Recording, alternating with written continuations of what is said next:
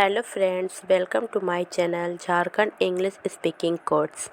Today I am going to start new topics. Practice this sentence. Let's start. इन छोटे छोटे सेंटेंसों को practice करके आप घर पर इंग्लिश बहुत ही आसानी से बोल सकते हैं। जैसे I can swim, I can swim, I can swim. Can you sing? Can you sing? Can you sing? You can speak English. You can speak English. You can speak English. You can speak English.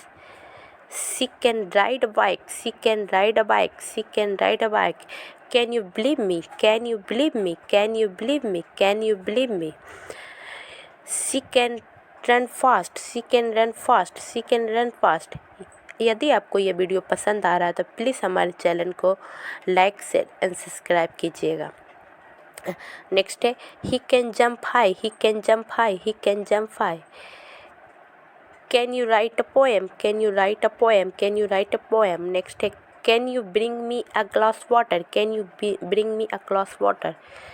We can start a new chapter. We can start a new chapter. I cannot swim in cold water. I cannot swim in cold water. We cannot find the remote. We cannot find the remote. We cannot find the remote.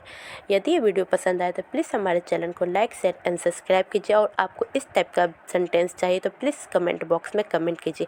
आप लोग video तो देखते हैं, बाकी comment करना और subscribe करना भूल जाते हैं, इसलिए प्लीज़ फ्रेंड कमेंट और सब्सक्राइब दोनों कीजिए।